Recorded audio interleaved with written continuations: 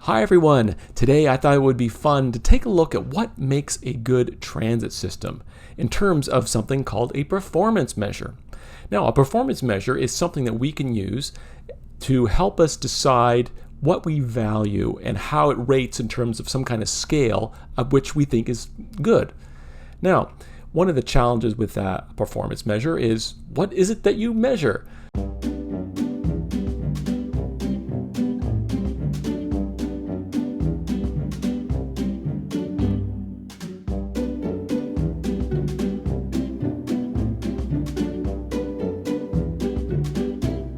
If we take a look at the City of Fredericton strategic plan for transit, I'm going to bring it up here. This is from 2019, so it's about 5 years old now. But it says that Fredericton Transit does not publish or extensively track performance criteria other than ridership, fare revenue, and customer complaints, to name a few. And there's a few that they suggest here that could be looked at. And the one that I want to try was down here, travel time ratio.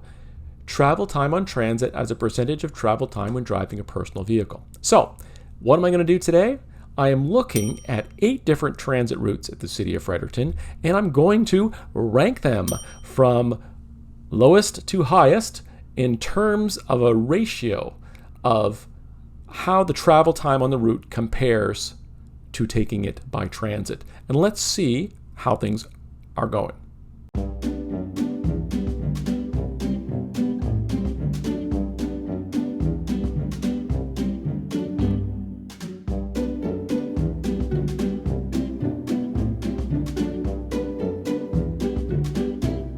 The route that has the smallest ratio, distance ratio or time ratio, is route number 18.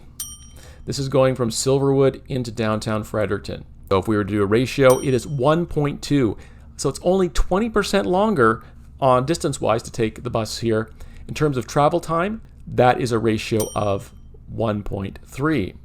So 30% longer to go that route. Looking at number 2, what is the second? The second one is route number 20. Route number 20 is very much like Route 18. It starts from the periphery of the city boundaries and makes its way into the downtown. A total distance of about 12 kilometers by bus for the entire route, about 9 kilometers by driving. To go from here to here by car is 10 minutes. It is 32 minutes by bus. That is a ratio of 3.2 to 1. This is actually the second smallest ratio. Number 3 is Route 116, traveling in between King's Place and the Regent Mall. As you can see here, we have a route that wanders and meanders through Southwood Park and Skyline Acres on up to the Regent Mall. In that case, the distance ratio, it is 4 times as long to go this way in terms of travel distance than driving, and 3.3 times as long to drive. There are buses, and we'll see, that do go more direct than this. This is probably more of a local service, picking up from the residential area and dropping off and taking folks down to King's Place. But that is number 3. Number 4 in terms of the travel time, travel distance ratio, 11 South. And it's making all of its way into downtown, looping around by King's Place, looping around by the campuses and up to the Regent Mall. That total travel distance, 21 kilometers by bus. It is 15 kilometers by driving. It is a pretty good distance ratio. It's only about 40% longer to go this way. However, the travel time from here to here, 54 minutes versus driving, which is 16. It's a ratio of 3.4. It is 3.4 times as long to take the bus. Number 5 is 17. Starting up in Marysville, working through Marysville, nebulous through here, it's stopping at King's Place, up through the campuses and to the Regent Mall. So if we consider the entire route, it is 18 kilometers from the periphery to the Regent Mall.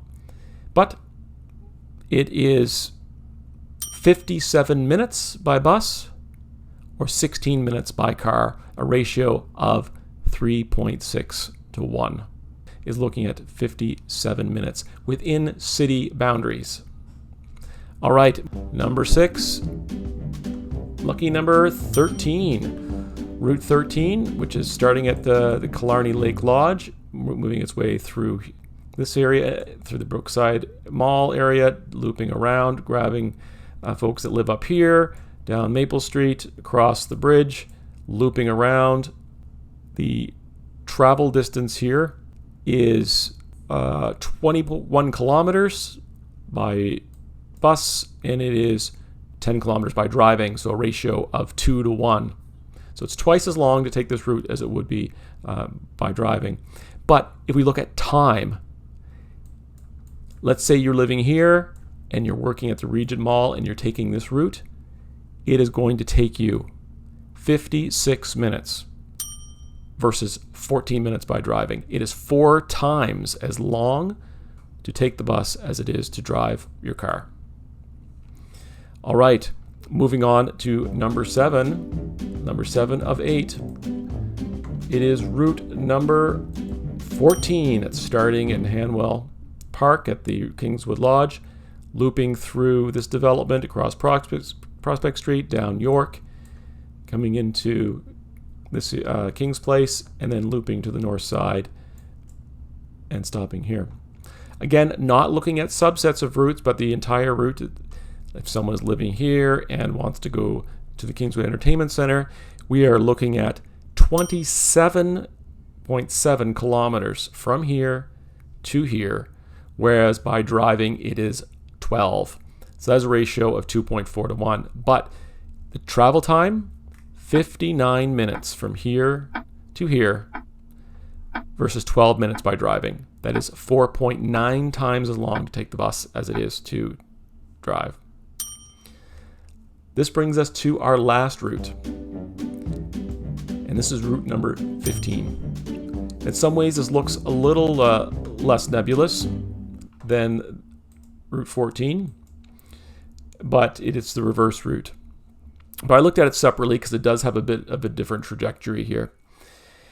But this is an ish 3 kilometers shorter than the route 15, which brings us to it's a 2.2 times as long. But it is still 56 minutes from here to here. And if you're driving, it's 11 minutes. You're going up this way and you're connecting there.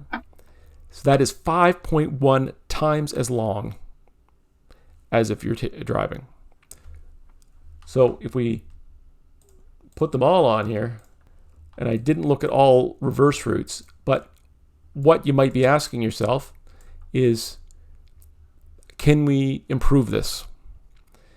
And it's always a tricky balance. And I think this is what transit operators have to do, is that if you have a straight connection between here and the hub, that means you're not deviating to pick up anybody. However, if you are going to pick up a bunch of people, you no longer have a direct route. Whatever that balance is one that has to be worked out. But I know there is some talk about having a north side hub, and that's going to make a huge difference for folks. But as it stands, we still have to figure out, if this is meeting people's needs. And from what I hear, that these travel times, given there's more residential development on the north side, there's more employment on the south side, and if you are relying on the bus to make these trips, you are looking at, in some cases, an hour from the periphery. And if we're thinking about trying to make transit an option for folks that, from a commuting option, it looks like in certain cases it works really well. In other cases, overall routes, we're looking at 5 times as long as driving. And as long as that is going to be there, we are never going to see a mode switch for those who are currently driving. So that's some food for thought. Thank you for listening.